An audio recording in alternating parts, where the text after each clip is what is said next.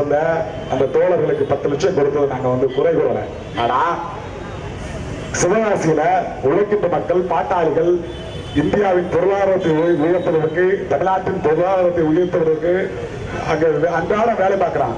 அவனோட இடம் தான் அவனுக்கு 2 லட்சம் கொடுக்குறேன். எப்படி எந்த ஒப்பீடும் தெரியல எங்களுக்கு. அதுபோலத்தான் நாங்கள் கேட்கின்றோம். அழகேந்திரன் குடும்பத்திற்கு தமிழ்நாடு அரசு 10 லட்சம் இழப்பீடு உடனடியாக வழங்க வேண்டும். அந்த குடும்பத்தில் ஒருவருக்கு அரசு வேலை வழங்க வேண்டும். தமிழ்நாடு முதலமைச்சர் அவர்களுக்கு இதற்கு கடமை இருக்கின்றது.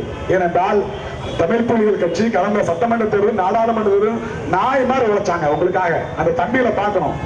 ஓடி ஓடி எந்தவித எதிர்பார்ப்பு இல்லாமல் தமிழ் புலிகள் உங்களுக்காக பணி செய்தார்கள். ஆனால் நீங்கள் அவர்களை எப்படி பார்க்கின்றீங்க என்று தெரியல. சாதி வெறியர்கள் ஒரு விஷயத்தை முன்வைத்தால் உடனே நிறைவேற்றுவது, எளிய மக்கள் ஒரு விஷயத்தை முன்வைத்தால் அதை அப்படி கிடப்பில் போடுவது, இதுதான் உங்களுடைய மாடல். இதைத்தான் திராவிட மாடலாக நாங்கள் பார்க்கின்றோம். உங்களுடைய தந்தையார் கடந்த 99 நாடாளுமன்ற தேர்தலில் விடுதலை சிறுத்தைகளும் புதிய தமிழர் கட்சியும் கூட்டணியில் இருந்த பொழுது உங்கள் தந்தையார் உசிலம்பட்டியில் வச்சு ஒரு விஷயத்தை சொன்னாங்க.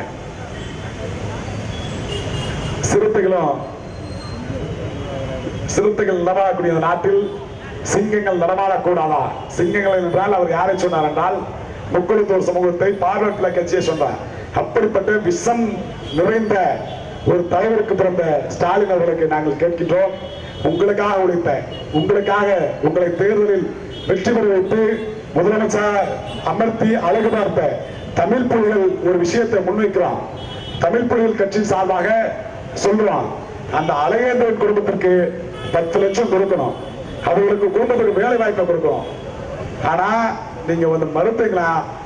தலைமைச் செயலகம் அல்லது முதலமைச்சர் ஸ்டாலின் விட்டு தமிழ் புலிகளோடு சேர்ந்து நாமும் முற்றுகிடுவோம், அதற்கான தேதி அறிவிங்க, ஆணவ சட்டத்தை இயற்ற சொல்லி தலைமைச் செயலகத்தை முற்றுகிடுவோம், அதற்கான தேதி அறிவிங்க.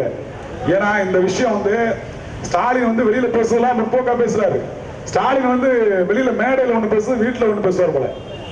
ஏன்னா எல்லா அரசியல்வாதிகளும் தான் இவங்களும் இருக்காங்க. நாடாளுமன்றத்தில் கேட்டா பிஜேபி பொங்கி எழுவாங்க. ஆனா பிஜேபியோட ஏதோ இவங்களுக்கு கூட்டணியே வைக்காது போட்டு பிஜேபி தமிழ்நாட்டில் கால் ஒன்றை வைத்தது அண்ணா திராவிட முன்னேற்ற கழகத்துக்கு முன்பு திமுக தான். திமுகவுக்கு அதிமுக மிகப்பெரிய வித்தியாசம் இல்லை. இன்றைக்கு அதிகாரத்தில் பங்கு போடுவான்னா திமுக அங்க போயிடுவான். இதைத்தான் நீங்க பார்க்கணும்.